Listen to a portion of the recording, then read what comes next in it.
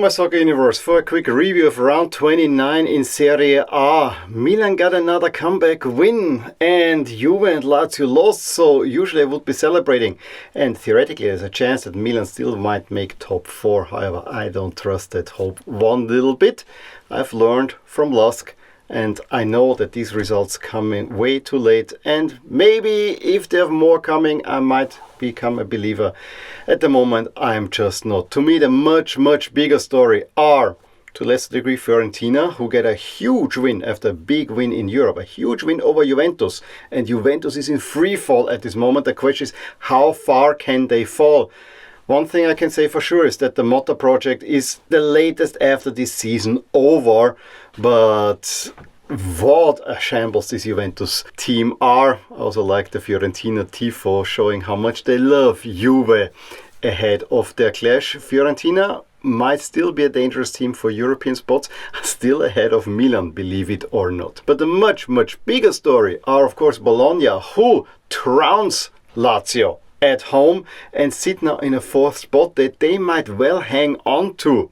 And that is unbelievable. They lost Motta, they lost Calafiore, they lost other players like Xerxes in the summer. Everyone thought that this will be a rebuild. No, Italiano comes in and does a better job than Thiago Motta. Thiago Motta's stock was sky high after last season. Now, after what he is doing at Juventus, paired with Bologna doing even better, his stock has definitely fallen. But I really want to make this about Bologna because they are the overlooked team. They have now 6 consecutive home wins.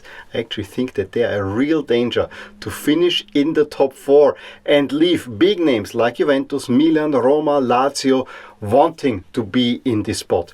Is it great for the Italian league? Well, that's to be decided. Bologna did not do very well in the Champions League last season, but it was also their maiden run. So Bologna definitely can ask, what about us?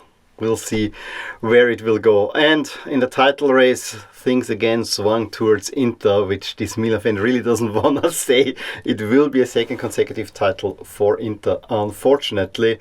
And so the protests at Milan will just get bigger. Because the project, they get their comeback wins and certain things offensively start to make a little bit more sense. But unless there's another trophy coming this season that will not get you the Champions League, I think this season can be seen as one to absolutely forget. I mean, it is one to absolutely forget. And there's unrest at Milan. They didn't even applaud the squad after the win. That tells you all.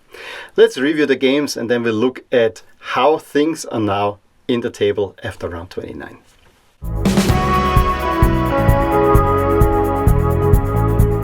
Milan got a 2nd comeback win in a row, but this time against a slightly better opponent, beating Como 2-1 at home. However, this could have gone really pear-shaped. It needn't be, because in the 3rd minute, Musa had a clear one-on-one on the goalie, rounds the goalie and doesn't see the players in the middle. Again, hero ball. He should have probably even let the ball pass to Pulisic, who had probably even better path onto goal. But there was Reinders there, there was Jimenez there. He takes the shot, it goes wide. How did he miss that one? Shows that he, while working hard, is not in his best shape currently. But then Como got better into the game, created a little bit more, and the way they could pass themselves to get the go-ahead goal through the Cunha in the 33rd minute really showed that defensively Milan are still a shambles. Kempf could have even doubled that lead, and right after the half, the Cunha actually makes it 2-0. 50th minute, however, it was a fractional offside. I mean, that is the type of offside that honestly I don't want to see. In this case, I was happy to see. And then a little bit out of nowhere, and it was a really nice attacking move on the left side, of course. Theo Leao involved, however, Reinders placed a really great pass onto Pulisic, 53rd minute, from an acute angle. He equalizes, and then Milan had the upper hand. Reinders, with a nice shot, hits the top of the crossbar, but he gets the equalizer after Tammy Abraham had come on, and it was another really nice attacking move, but a great pass by Abraham, sees Reinders, who goes for a near corner, very nicely placed, 2-1. He also could have made it 3-1. He had a really big sitter where he just put the pass wide. Again, a really nice attacking move. However, defensively, I was worried a little bit more. I mean, especially Patrick Cutrone for some reason had me worried more than he probably should have former Milan player, of course, now current Como captain. The late stages of the game were all down to Dele Alli, who came on after a year of not having played. Didn't do much, however, he stepped on Ruben Loftus' cheek and he got sent off. And his story definitely has resonated also with others, because you could see Kyle Walker really pleading the referee to not have his former England teammate sent off. However, he was sent off, and that was the last high point of the game. Now Fabregas also got sent off.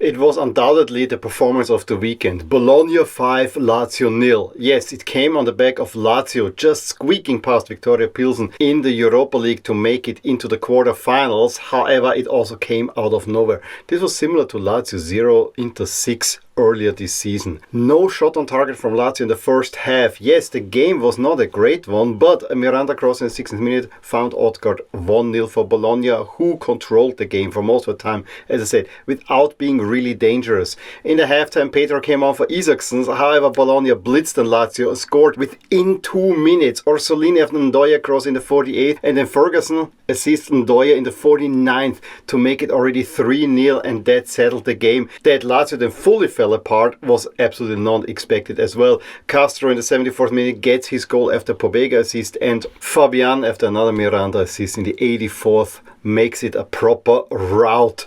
In this form, Bologna are very well to finish again in the Champions League spots, and Lazio now have to look over their shoulders. Their city rivals are coming, and potentially other teams as well.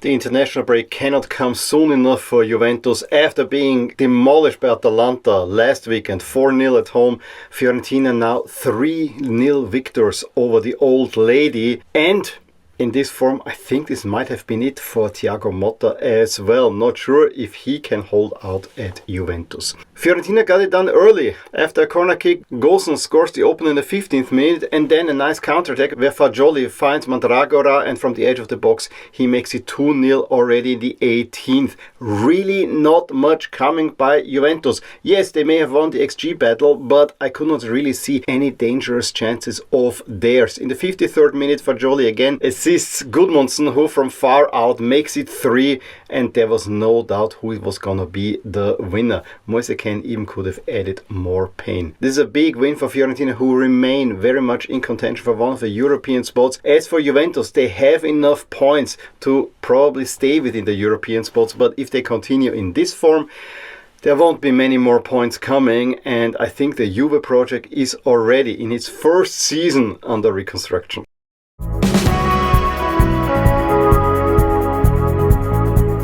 It again is really weird for me to wear an Inter jersey. However, in the title race, things again swung towards Inter's way, because Napoli only managed a goalless draw in Venice, despite Raspadori in the first half hitting the post. Then a shot by the McTominay was greatly saved by Radu, a former Inter goalkeeper. The one that handed Milan more or less the title.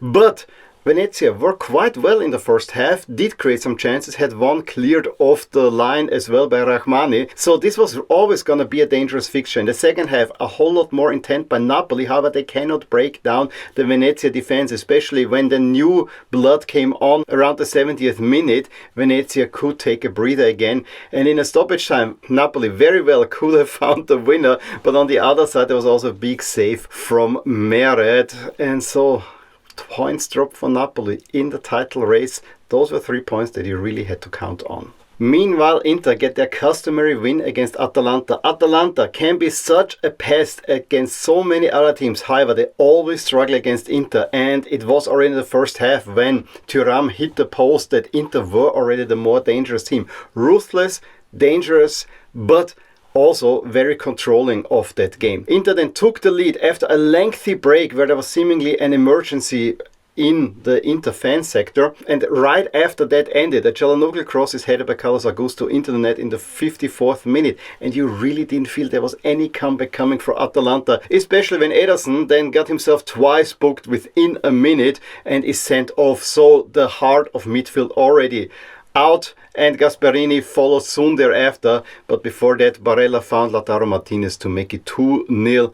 As I said, Inter get the job done. not glorious, but they get the job done. Very important 3 points. But also Bastoni then later on sent off for a second yellow card.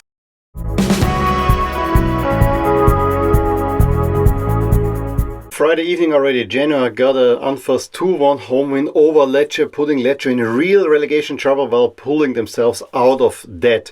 It was a brace for Miretti that gave them already a 2-0 halftime lead, both assisted by Malinovski. A Kristovic penalty in the 68th minute made it tight again, but Genoa get the 3 points. Parma had a big chance of distancing themselves a little bit more from the relegation zone. However, it is Monza who took the lead through Izzo in the 60th minute and Boni only in the 84th minute mentioned equalizer. Again, Parma are out of the relegation zone now, but it's only a solitary point against a manageable opponent. On the flip side, Verona get a huge 3 points thanks to a late Duda free kick goal, winning 1-0 at inform Udinese. This came a little bit out of nowhere. The game was very, very flat. However, 3 huge points for Verona, who are probably out of relegation trouble with that win. Speaking of relegation, things look darker and darker for Empoli, who now have 3 points to safety after losing 1-0 at Torino.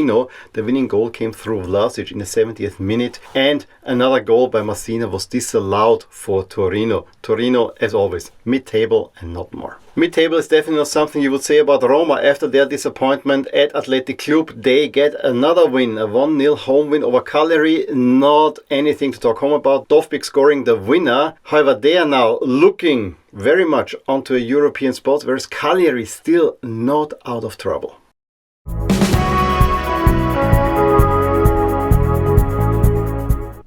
Let's start for once at the bottom. I think we're getting a clearer picture from the bottom because Lecce now have a 3-point cushion over Empoli. Meanwhile, Venezia keep only getting single points, but if they keep that up, maybe, just maybe, they might climb themselves out of it. Parma also still hanging there. Could have been huge 3 points if they would have beaten Monza. Monza more or less gone. I would say anyone below Hellas is still in relegation trouble, so that includes also Cagliari. I don't think that Verona will get in there. I don't think that Como will get in there as well. Moving further up, the battle for the European spots is really ignited. I mean, from Bologna to Milan, that's 4 to 9. It is all within 6 points, so a whole lot can change there. But you know, if you're Milan, it's still a very big climb and you need to go on a winning streak and hope that others will fall. I actually think that Roma at the moment look the most dangerous of the chasers, but as I said in the opener, I think Bologna will seal up that 4th spot. Juventus are still riding high and have a substantial chance of making top 4 because of the quality of their squad. However, the way that this team has been presenting themselves, not really good. I'm really looking forward to the upcoming Roman derby, which will happen in a few weeks from now, because that will definitely tell us the direction that either of these teams are taking. And Lazio are faltering at the wrong part of the season as well. They have been such a revelation. They've been doing so great in Europe. I think it will not go much further than it is currently going. But I think you are at least safe. I don't think that Fiorentina is going to overtake Lazio, but all to be played for. On top, Inter 3 points ahead of Napoli. Atalanta safely in the top 4, I would argue. It's between Inter and Napoli, and all signs pointing towards Inter.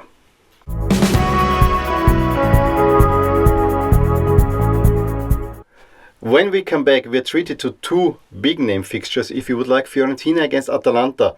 That is a often overlooked one, but it will tell us a whole lot about Fiorentina and Atalanta, I think. And then, of course, Napoli against Milan. And here's the horror vision. Milan will need that win. However, with that win, you're more or less handing the title to Inter, unless Inter slips up against Udinese, which is not completely out of question, but very, very unlikely. Juventus face Genoa, should be 3 points, but the way Juve have been going, it won't be that easy. Vieira's side has stabilized, and Genoa are the bogey team of Juve as well. Bologna go to Venezia. Again, a 0-0 draw. Now I think that Bologna is going to win this one. And then the 2 Roman teams. Roma have to go to Lecce and Lazio face Torino at home. Crucial points for them. Hellas against Parma is one that might be overlooked, but that will have huge implications also for the relegation battle.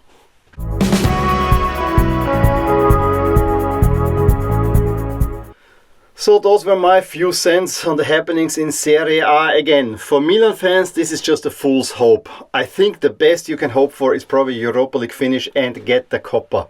I mean, I really think you should get the Coppa. It has been since 2003. That is just out of line. You should get the Coppa. As for the other European spots, yeah, maybe. I mean, you have to do well in Europe, but I think that the remaining teams, with the exception of Fiorentina, will not accrue a lot of points. I don't quite see Inter going that far. And I think Inter probably will focus more on another Serie A title than the Champions League, although the rumors out of the Inter dressing room have been different ones ahead of the season. So we have to see. Inter have the chance to hurt Bayern, but the other way around is also true. We need points for Serie A. That much is for certain. In any case, please let me know your thoughts on the happenings in Serie A in the comments below. Give me a thumbs up if you enjoyed this video. Subscribe to my channel if you want to see more videos like these. And I will talk to you soon about more things in my Serie A universe. Bye! Hey there! I really hope you enjoyed this video. And if you did, here are some videos and playlists that you may enjoy too. Also, please consider subscribing to my channel and hit the little bell icon so you get notified whenever something happens in my soccer universe. And with that, have a wonderful day. Bye!